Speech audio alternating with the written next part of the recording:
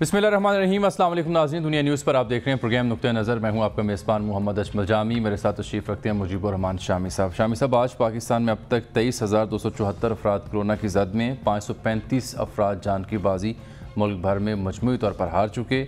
दुनिया भर में तादाद 36,63,000 से तजावुज़ कर चुकी। मुतासरीन की और शरह अमवात में अगर हम नज़र दौड़ाएँ तो 2,57,000 अफराद जान की बाजी हार चुके। अमरीका, स्पेन, इटली टॉप पर हैं। अमरीका के बाद अब यूके दूसरा बड़ा मुल्क बन गया जहाँ अमवात ज़्यादा वाक़ियाँ हो रही हैं। यहाँ NCOC का इजलास भी रोज़ाना होता है। कल कौमी राब्ता कमेटी का इजलास भी होने जा रहा है, जिसमें आज के NCOC के इजलास में रखी गई जो तजावीज़ थी तमाम सूबों की जानिब से, उन पर हतमी फ़ैसला कल किया जाएगा कि लॉकडाउन में जो नरमी करनी है वो किस हद तक करनी है, क्या दुकानें खुलेंगी या नहीं खुलेंगी। इस मौजू पर तफसील से हम बात करते हैं, बिलखुसूस ये कि अगर थोड़ी बहुत नरमी होती है तो हमारी तैयारी है क्या, और कोरोना के फैलाव को कैसे मज़ीद रोका जा सकता है। अगले हिस्से में बात करेंगे। ये तो तारफ़ी नशिस्त थी प्रोग्राम के आगाज़ में। शाम साहब, आज की सबसे अहम ख़बर जो हमने सेलेक्ट की वो है नैब के हवाले से एक अहम दरख्वास्त जो लाहौर हाई कोर्ट में पहुंची है। चौधरी बरादरान ने चेयरमैन नैब और नैब के इख्तियारात के ख़िलाफ़ लाहौर हाई कोर्ट से रुजू किया है, और ये 19 साल पुरानी एक दरख्वास्त थी। दो दरख्वास्तें थीं, असासा जात से ज़ायद केस और इसके अलावा इख्तियारात का तजावुज़ करना उन पर इल्ज़ाम आए थे।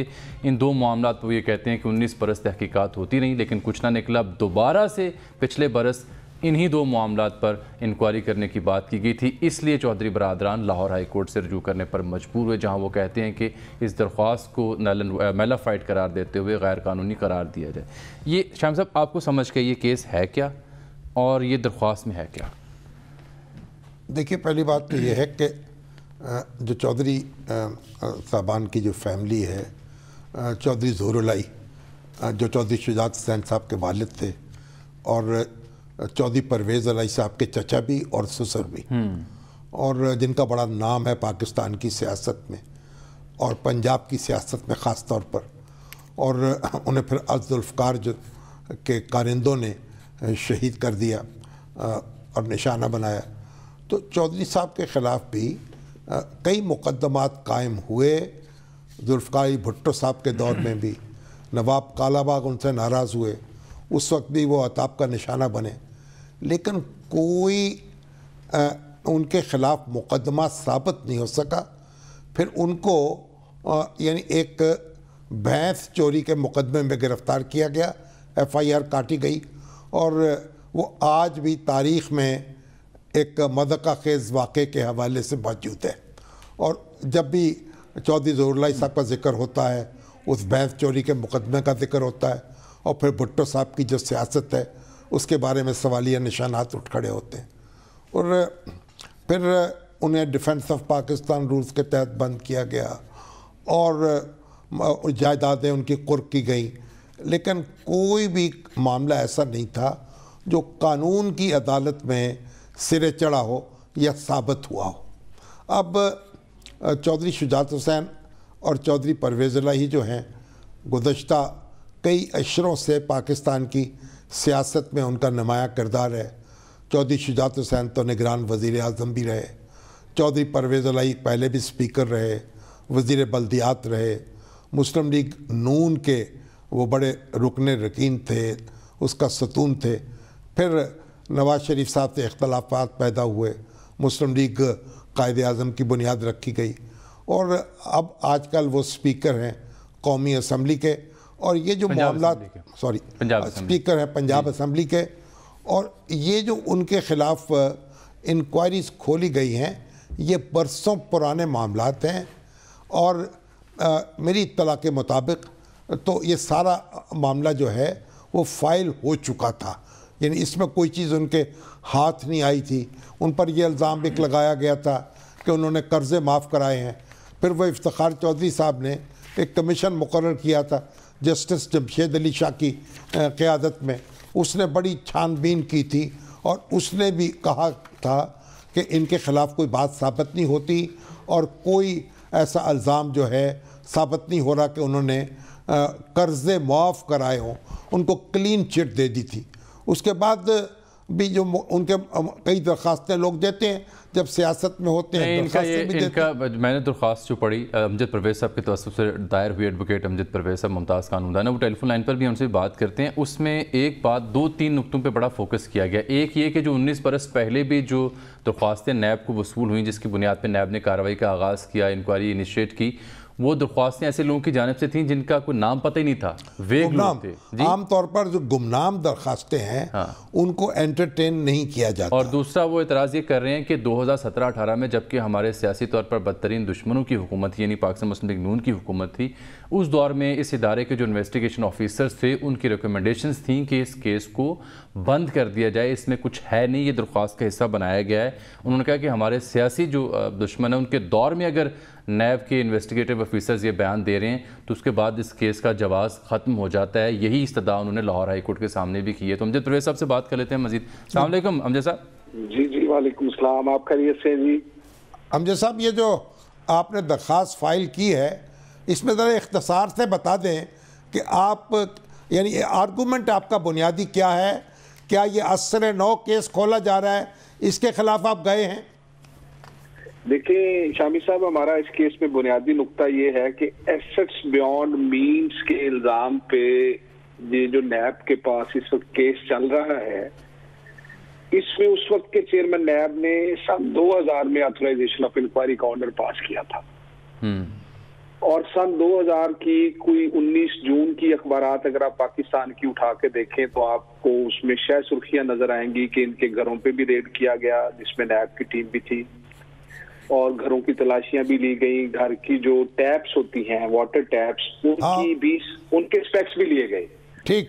اب یہ فریش آرڈر آف آتھورائزیشن نہیں ہے، وہی 20 سال پہلے جو ایک گمنام اپلیکیشن پہ ایسٹس بیونڈ مینز کی آتھورائزیشن آف انکوائری ہوئی تھی اسی فائل کو آج تک چلایا جا رہا ہے. وہ پہلے انکوائری بند ہو گئی تھی جی. ایک سٹیج پہ انسٹرکشن ہیں کہ جو پروسیکیوشن ونگ تھی اور جو انویسٹیگیٹنگ آفیسر تھے 2017-18 میں انہوں نے ریکمنڈیشنز دی کہ 17 سال کی انکوائری انویسٹیگیشن کے بعد کوئی قابل ذکر شہادت چونکہ صفحہ مثل پہ نہیں آئی اس لیے اس کیس کا کلوجر جو ہے وہ ریکمینڈ ہوا تھا، اور اب اس کے بعد اسی فائل کو آگے چلایا جا رہا ہے. ایک ہی معاملے کی بار بار انکوائری نہیں کی جا سکتی، یہ آپ کا موقف ہے؟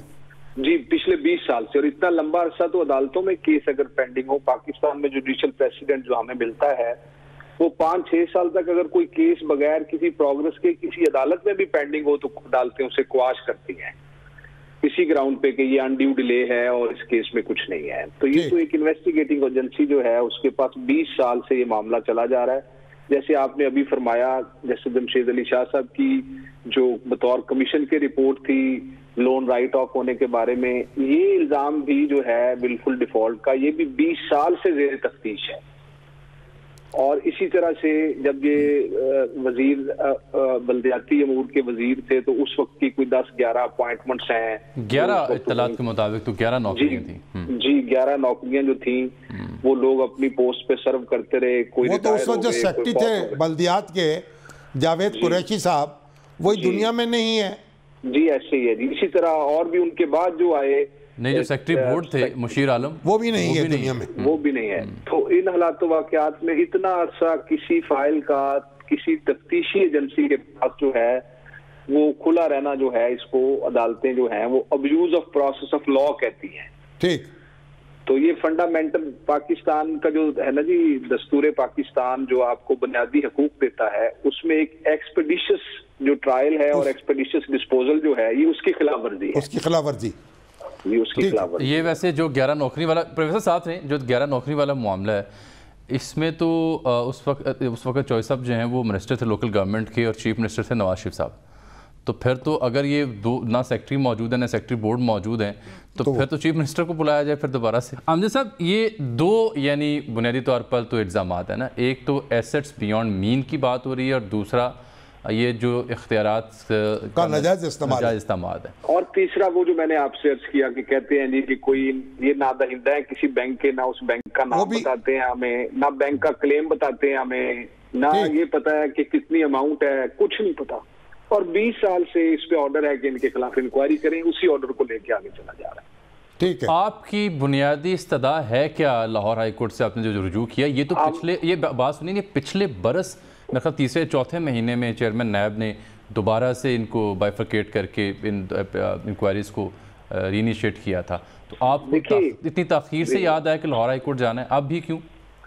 دیکھیں ہمیں تو 2018 کے بعد نیب نے طلب نہیں کیا، ہمارا یہی خیال تھا کہ جب وقتاً فوقتاً یہ ریکمنڈیشنز کلوئر کی آ چکی ہوئی ہیں تو اس لیے کچھ نہیں ہوگا، لیکن اب ہمیں اطلاع ہے کہ نیب جو ہے وہ فاؤل پلے کرنا چاہتا ہے اور کیسز فائل کرنا چاہتا ہے، باوجود اس کے کہ یہ جو نجائز اختیارات کے نجائز استعمال کا نوکریوں کے حوالے سے الزام ہے، اس میں نیب کی اپنی پروسیکیوشن ونگ ایک سے زیادہ دفعہ لکھ چکی ہے کہ یہ کیس نہیں بنتا، یہ ریکارڈ پہ ہے، لیکن اس کے باوجود وہ فائل چلی جا رہی ہے۔ تو یہ جو ہے نا 20 سال ایک مقدمے کو تینوں الزامات کے تحت آپ انویسٹیگیٹ کرتے رہیں اور 19 سال گزرنے کے بعد یہ آرڈر پاس کر دیں کہ ان تینوں مقدموں کو علیحدہ کر دیں، اس سے صورتحال تبدیل نہیں ہوتی، الزامات تو وہی ہیں۔ ہاں کوئی نیا الزام ہوتا تو آپ درست فرما رہے ہیں، اس پہ اگر چیئرمین نیب نے آتھورائزیشن آف انکوائری کی ہوتی تو وہ نیا کیس تصور ہونا تھا۔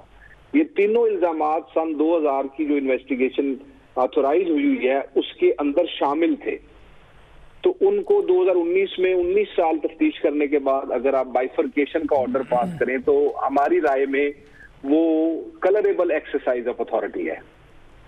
ٹھیک ہو گیا، بہت شکریہ آپ کا امجد پرویز صاحب۔ سر یہ چودھری صاحب تو حکومت کے بڑے اہم اتحادی ہیں، یہاں پنجاب میں جو گورنمنٹ کا سیٹ اپ ہے وہ اس میں ان کا بڑا اہم کردار ہے، اسپیکر پنجاب اسمبلی ہیں۔ اپنی درخواست میں وہ کہہ رہے ہیں کہ یہ تو جو سیاسی طور پہ انتقام بنایا جانا ہے، میلافائڈ انٹینشنز ہیں اس سب میں، اور جو کولونل سسٹم تھا اس کے حوالے دیتے ہوئے وہ پوری پولیٹیکل ہسٹری پاکستان کی اس کا ڈسکورس ہے اس کو ڈسکس کریں۔ بڑی تفصیلی درخواست میں انہوں نے پاکستان کی سیاسی تاریخ کو اور جو انتقامی کارروائیاں ان کو ڈسکس کیا ہے۔ تو اب حکومت کا حصہ ہوتے ہوئے اگر چودھری برادران کوئی انتقامی کارروائیوں کا نام لیتے ہیں تو یہ تو میری سمجھ میں بات نہیں آ رہی، آپ کیسے اس کو نہیں وہ تو یہ بات آپ کا نقطہ نظر کیا ہے؟ سوال اصل میں وہ تو یہ بات کہی جا رہی ہے نا کہ نیب جو ہے ایک تو وہ اپنی کریڈیبلٹی بنانے کے لیے دو طرفہ اقدامات کرنا چاہتا ہے۔ یہ چودھری ہمارے شیخ رشید صاحب جو ہیں وہ اس طرح کی گفتگو کر چکے ہیں نا کہ اب دو طرفہ اقدامات ہوں گے، دو طرفہ تلوار چلے گی، دو طرفہ تلوار بیان تھا ان کا میرا۔ ایک بات، دوسری بات یہ ہے کہ اب یہ جو یہاں سیاست ہے اس کے بعض اس کے اندر بھی اس طرح کے پیچ و خم ہوتے ہیں کہ اس طرح کے اقدامات جو ہیں وہ آپ کو ہوتے نظر آتے ہیں، ان کی تہ میں کچھ اور ہوتا ہے، سامنے کچھ اور ہوتا ہے، لیکن اس سے ایک اس کا نتیجہ نکل سکتا ہے، وہ یہ کہ سیاسی قوتیں جو ہیں اور سیاسی جماعتیں جو ہیں جو آلریڈی نیب کے قانون میں ترمیم کے بارے میں بڑی کوشاں ہیں، تو اب ان میں وسیع تر اتفاق پیدا ہو سکتا ہے زیادہ جلد، کیونکہ اگر مسلم لیگ کاف کو بھی ٹارگٹ کیا جاتا ہے تو پھر مسلم لیگ کاف بھی اپنا وزن ان ترامیم کے پلڑے میں ڈال سکتی ہے اور ایک میجورٹی کی حمایت جو ہے وہ قومی اسمبلی میں حاصل ہو سکتی ہے ترمیمی مسودے کو۔ تو یہ ایک بڑا ٹرننگ پوائنٹ ثابت ہو سکتا ہے اس حوالے سے پاکستانی سیاست۔ چلیں دیکھتے ہیں کیا ہوتا ہے، اب تو درخواست کا کیا فیصلہ ہوتا ہے ہائی کورٹ میں، اور دوسرا جو سیاسی اینگل آپ نے دیا وہ بڑا اہم ہے۔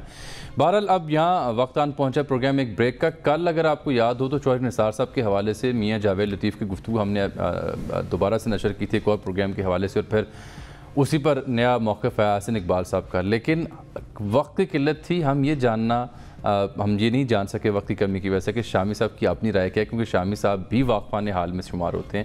ایک بریک کے بعد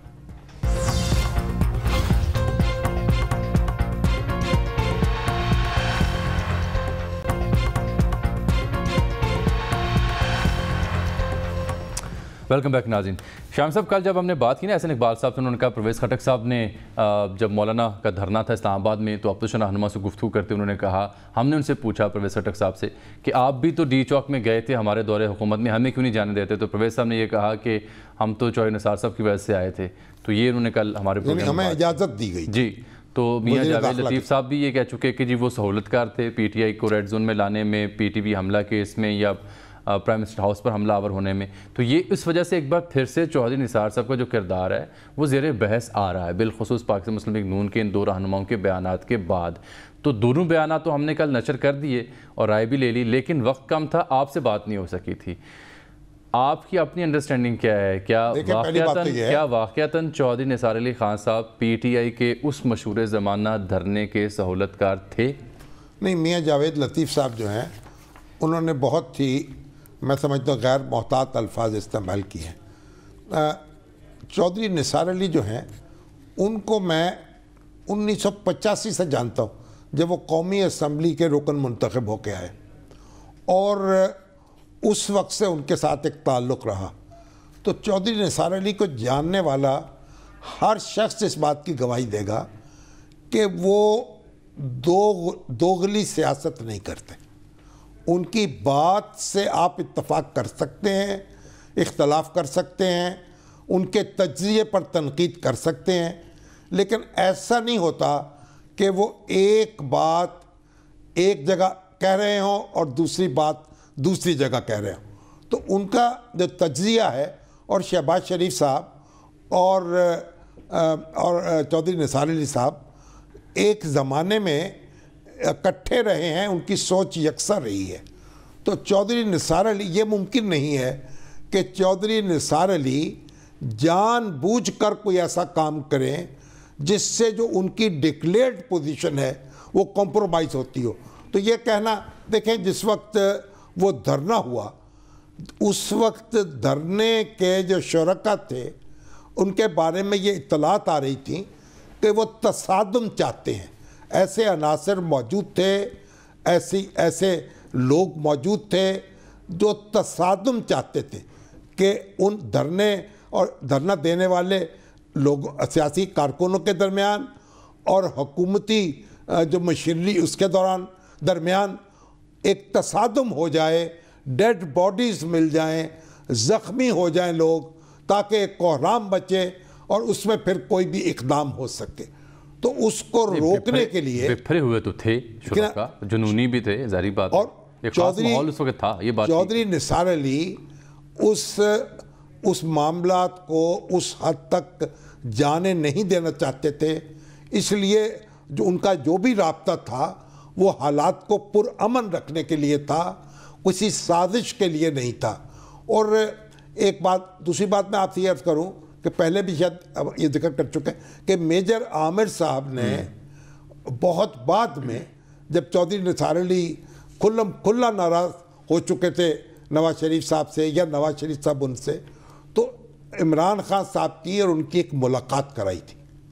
اس ملاقات میں عمران خان, حالانکہ آپ کو یاد ہونا چاہیے دونوں ایف سی کالج میں پڑھے ہیں, اس لیے اسکول کے زمانے سے ایچیسن کالج میں پڑھے ہیں, اسکول کے زمانے سے ایک دوسرے سے واقف ہیں, تو اور ایک دوسرے کو پسند بھی کرتے ہیں. اور نثار علی خان جو ہیں ان کو بہت زور دیا عمران خان صاحب نے کہ وہ ان کی پارٹی میں شامل ہو جائیں, لیکن انہوں نے انکار کر دیا.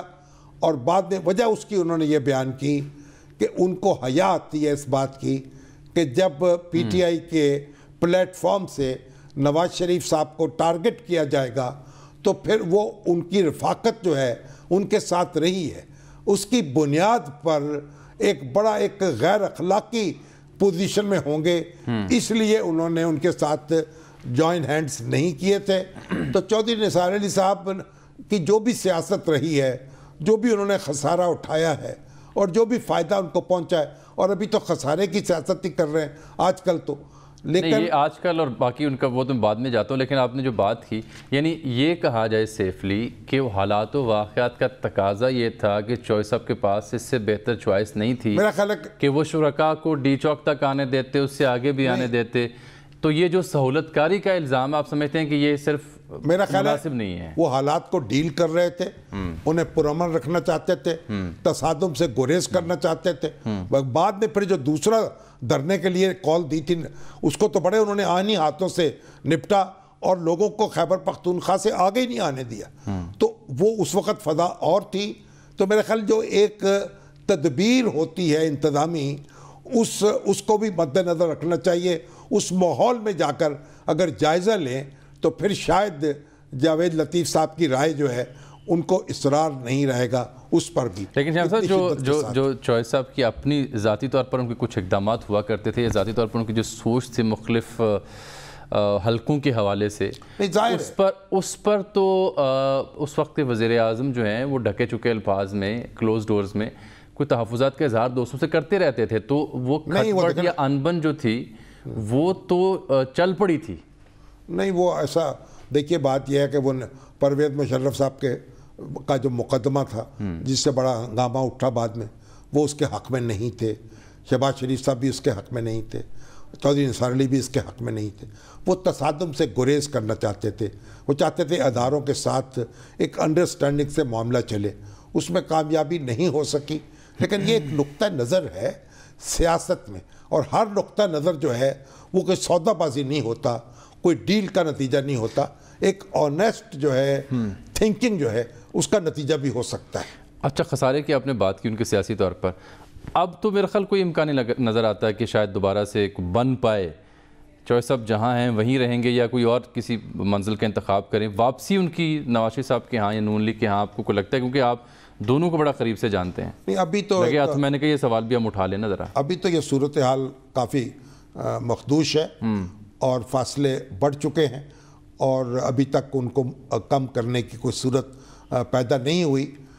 लेकिन देखते हैं, अभी तो वो खामोश हैं। सूबाई असम्बली के रुकन मुंतखब हो चुके हैं, लेकिन इसका हलफ नहीं उठाया।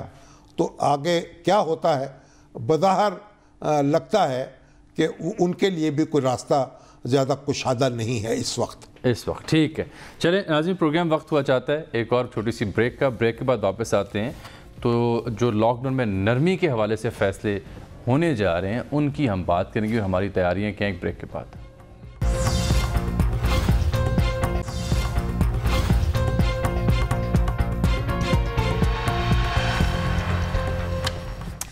एक और अहम सवाल नाज़रीन, 9 मई के बाद लॉकडाउन में नरमी होगी या नहीं होगी? होगी तो किस हद तक होगी, कब और किस कदर होगी? कल फैसला होगा, क्योंकि कल वज़ीर-ए-आज़म ने इजलास तलब किया कौमी राब्ता कमेटी का। आज जो NCOC के इजलास बाकायदगी से हो रहे हैं इस कोरोना की जद में आए पाकिस्तान की सूरत हाल को देखने के लिए, तो उस इजलास में सूबों की जानिब से मुख्तलिफ तजावीज़ अलबत्ता ज़रूर सामने आई। ये भी कहा गया कि ईद ख़रीदारी के लिए दुकानें मखसूस औकात के लिए खोली जाएँ। फिर ये भी फैसला किया गया कि मुल्क भर में तालीमी इदारे 1 जून के बाद भी बंद रखे जाएं, ना खोले जाएं। तमाम सूबों ने इस पर इत्तफाक किया, मां सिवाय खैबर पख्तूनख्वा के। पंजाब गवर्नमेंट ने पब्लिक ट्रांसपोर्ट चलाने की मुखालफत की इंटरसिटी के, इससे रश होगा, अफरा तफरी होगी, लोग कोरोना फैल सकता है। शेख रशीद साहब के हवाले से इत्तला है कि 15 ट्रेनें जो चलाने की वो तजवीज़ दे रहे थे वो भी मुस्तरद हुई हैं, उस पर भी इत्तफाक़ राय नहीं हो सका।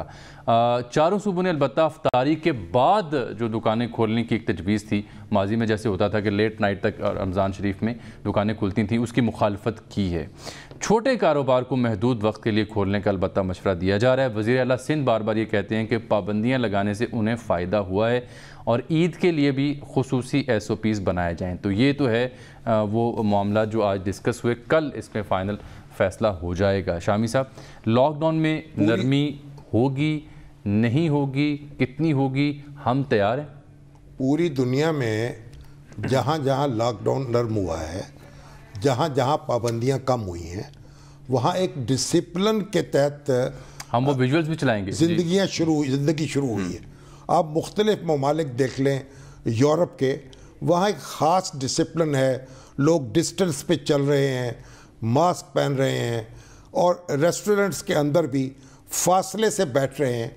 तो और सड़कों पर जो साइकिल चला रहे हैं, जो वॉक कर रहे हैं, एक दूसरे से फासला मेंटेन कर रहे हैं। तो क्या असल सवाल ये होगा, क्या पाकिस्तान में ये एहतमाम मुमकिन होगा?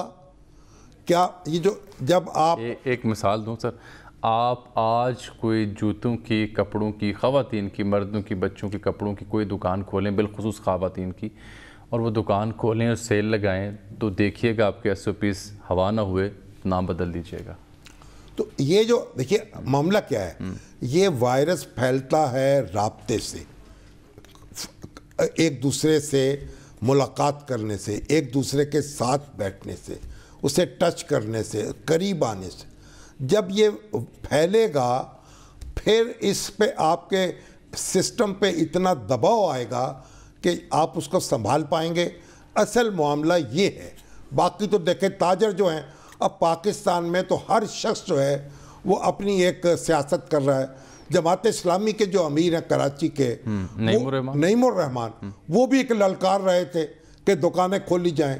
ताजर जो हैं वो भी ललकार रहे हैं। सब ये ललकार तो रहे हैं, ये नहीं बता रहे कि हम डिसिप्लिन कायम करेंगे, हम उसकी पाबंदी करेंगे। अगर ये पाबंदी नहीं होगी, डॉक्टर जिनकी जान पे बनी हुई है, 500 से ज़्यादा अफराद जो हैं वो मुतासर हो चुके हैं, 524 हो गए जी, कई जहाँ बहक हो चुके हैं, 35 बल्कि तो आप उनके लिए अभी पूरा प्रोटेक्टिव गियर ही फराम नहीं किए जा रहे। ऐलान हो रहा है हम तो एक्सपोर्ट करने वाले हैं सैनिटाइजर और मास्क और दूसरे सामान, और यहाँ वो सामान फराहम नहीं हो रहा और डॉक्टर्स जो है चीख रहे हैं। तो ऐसी सूरत में ये देखना पड़ेगा कि कुछ फ्लड गेट खोलेंगे, फिर कैसे रोकेंगे। ये चैलेंज जो है हुकूमत के सामने भी, और इसकी जिम्मेदारी भी उसको उठानी पड़ेगी। अच्छा सर, ये एक ऐसा मौजू कि इस पे पूरी दुनिया को अगर हम देखें ना तो वो डिवाइडेड है ओपिनियन। ओपिनियन डिवाइडेड है। आपने क्या एहतमाम करना है, ये इस पे डिवीजन नहीं है। बिल्कुल ठीक है, आपने एहतमाम किए बगैर अब ये जो मामला नहीं खोल देना। अब जो यूरोपीय ममालिक की और दीगर ममालिक की मिसाल आपने दी, विजुअल्स भी हम चलाएंगे और चल भी रहे होंगे। वहाँ पे जो सोशल डिस्टेंसिंग का कॉन्सेप्ट है, जो एजुकेशन उनकी है, तालीम और तरबियत है, वो तो उनको हेल्प आउट कर रही है और वो लोग कर रहे हैं। मैंने खुद ऐसे विजुअल्स देखे हैं। तो अब उनको तो ये फ़ायदा हो गया कि उनकी तरबियत है, वो समझते हैं इसकी हसासियत को, तो वो तो मर्ज तो फिर उन्हीं पे वैसे आएगा वैसे हमारे ऊपर आएगा। एग्जैक्टली मैं ये अर्ज कर रहा हूँ। तो हमारे यहाँ तो वो समझ बूझ के नहीं है, उसके बाद फिर खदशा ये है कि ज़्यादा तेज़ी से फैल सकता है। डॉक्टर सईद अली साहब हैं जी हैं टेलीफोन लाइन पर। अस्सलाम वालेकुम डॉक्टर साहब। जी वालेकुम अस्सलाम। डॉक्टर साहब, ये जो लॉकडाउन नरम होने की बातें हो रही हैं, आप इसको कैसे देख रहे हैं और किस तरीके से हम किसी एक बड़े चैलेंज में जा रहे हैं, कबूल कर रहे हैं उसको, या किसी खतरे की जद में आने वाले हैं? देखिए, सबसे पहले तो मैं आपकी जो आपने बात की उसकी तायीद करूंगा कि हुकूमत जो है अभी तक कंफ्यूज्ड है और वफाकी हुकूमत, सूबे, इदारे, महकमे, अफराद, सब लोग जो हैं वो कंफ्यूज्ड हैं और एक फैसला नहीं कर पा रहे हैं।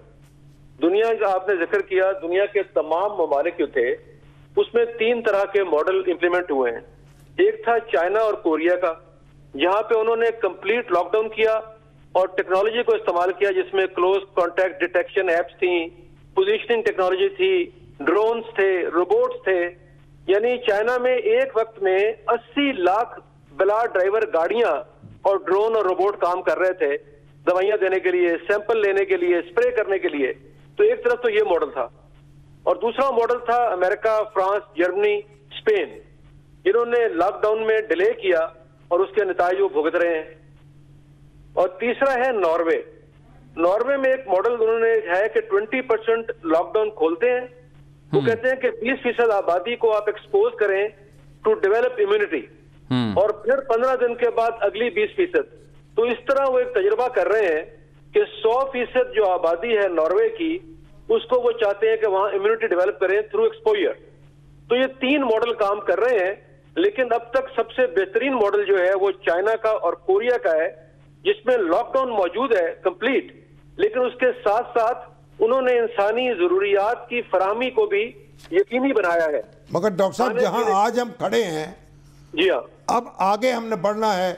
लॉकडाउन नरम हो चुका है और इसको मजीद नरमी की बात हो रही है, तो कैसे हम आगे बढ़े? असल सवाल ये है। देखें, 1 मार्च को आपके पास 5 केस थे, 1 मई को 2291, 1 अप्रैल को जी 2291 थे, और 1 मई को 16,800। और अब आप देख लें कि इस हिसाब से नहीं, आज 23,000 है, 23,000 से ऊपर 23,274। मैं 1 मई की जो बात कर रहा हूँ, जो आज तो 23 पहुंच गया, 1 मई को 16,800। मैं मुकाबला कर रहा हूँ महाना, 1 मार्च, 1 अप्रैल, 1 मई। तो अगर हर महीने में जो इजाफा हुआ है उसको देख लें, तो आप देखिए कि 1 जून को उसकी तादाद क्या होगी, जिसके उसको सुन के हमें खौफ में मुब्तला होना चाहिए और उसकी तैयारी करनी चाहिए। और दूसरी बात यह है कि कोई भी टेक्निकल आदमी ڈاکٹر یا کوئی بھی جو اینٹمولوجسٹ ہے یا اسٹیٹیشین ہے یا وائرولوجسٹ ہے یا کوئی بھی آدمی جو ٹیکنیکل ہے وہ لاک ڈاؤن کھولنے کے حق میں نہیں ہے، بلکہ وہ یہ چاہتے ہیں کہ لاک ڈاؤن کو توسیع دی جائے اور اس میں جو احتیاطی تدابیر بتائی گئی ہیں انہیں کمپلیٹلی آبزرو کیا جائے۔ ڈاکٹر صاحب یہ بات آپ کی ایک حد تک درست ہے، لیکن اس کے برعکس جو رائے ہے وہ بھی بڑی اہمیت کی حامل ہے کہ لوگ بھوکے مر جائیں گے، کاروبار اگر بند رہے گا، دکانیں اگر بند رہیں گی۔ اصل میں اس کے اوپر کوئی بہتر سجیشن یا بہتر تجویز ابھی تک نہیں آ پا رہی کہ کیسے ممکن بنایا جائے کہ تھوڑا بہت کام کاج بھی چل جائے اور جان بھی بچ جائے۔ یہ ہے اصل سوال سر۔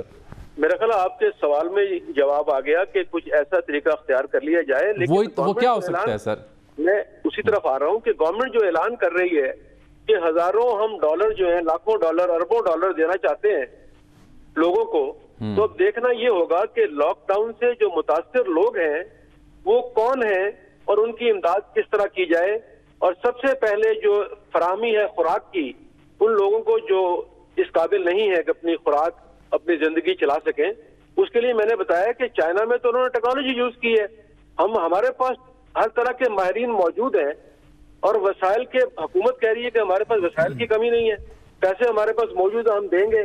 وہ یہ بھی کہہ رہے ہیں کہ جی ہم نے یہ سارا کچھ جو ہمارے پاس ایکسپورٹ بھی کر رہے ہیں، فلاں بھی کر رہے ہیں۔ اگر سب کچھ موجود ہے تو پھر ڈرنے کی بات کیا ہے؟ پھر تو ماڈل موجود ہے چائنا کا اور کوریا کا کہ آپ لوگوں کو گھروں میں بیٹھ کے خوراک دیں۔ مگر ڈاکٹر صاحب اب تو لگتا ہے کہ حکومت تو لگتا ہے کہ کھولے گی اور اس کو نرم کرے گی۔ ٹھیک ہے، تو اس کا مطلب یہ ہوا کہ وہ شاید یہ چاہتے ہیں کہ جو منصوبہ بندی ہے، خاندانی منصوبہ بندی، اس کے محکمے کے بجائے اس طرح کام چلایا جائے۔ چل بہت شکریہ ڈاکٹر صاحب، بہت شکریہ آپ کے وقت کا۔ بہرحال سر یہ تو اب کل طے ہوگا جب قومی رابطہ کمیٹی بیٹھے گی تو وہ طے کریں گے۔ آج کئی تجاویز تو مسترد ہو گئی جن کا میں نے ذکر بھی کر دیا گفتگو کے آغاز میں۔ سر وقت ختم ہونے والا، آپ کسی اخبار نویس کا ذکر کرنا چاہ رہے ہیں؟ یہ اخبار فروش ہے نوجوان سعید پھول نگر کا، جس کی لاش ملی اس نے پھندا لیا ہوا تھا۔ اب اس کے بعد معلوم ہوا کہ اس کو قتل کیا گیا ہے، اس کو زہر دی گئی ہے، اور یہ ایک ہنگامہ برپا ہے وہاں۔ اور ہماری جو پنجاب حکومت ہے اور اس کے ادارے ہیں اور پنجاب پولیس ہے، اس پہ لازم ہے کہ ان لوگوں کو پکڑے اور اس کے ذمہ داروں کو، اور جو ان کے بچے ہیں، اس کی بیوی ہے، اس کی دستگیری کرے۔ یہ پنجاب حکومت پر لازم ہے، یہ اپیل ہم کرنا چاہتے ہیں۔ بالکل سر، جاتے جاتے ابھی حسن رضا مجھے بتا رہے تھے پروگرام شروع ہونے سے پہلے کہ ایشین ڈیولپمنٹ بینک کی ایک رپورٹ منظر عام پر آئی ہے پنجاب کے حوالے سے کہ کرونا سے پنجاب کو نقصان کتنا ہوگا۔ تو 1 کروڑ 12 لاکھ افراد بے روزگار ہو سکتے ہیں، یہ خدشہ ظاہر کیا پنجاب کے حوالے سے ایشین ڈیولپمنٹ بینک نے، اور 23 کھرب روپے کا نقصان ہو سکتا ہے، اور یہ رپورٹ پرائم منسٹر سیکریٹریٹ کو پہنچا دی گئی۔ جو کچھ بھی ہے، جب افتاد آ جاتی ہے، قیامت برپا ہو جاتی ہے، زلزلہ آتا ہے، سیلاب آتا ہے، پھر اس کا آپ مقابلہ کرتے ہیں نا۔ اس سے کوئی اپنے اعصاب جو ہیں ان کو تو آپ یعنی خود کو ہلاکت میں نہیں ڈال دیتے۔ ٹھیک، وقت ختم ہوا چاہتا ہے ناظرین، کل ملاقات ہوگی، اللہ حافظ۔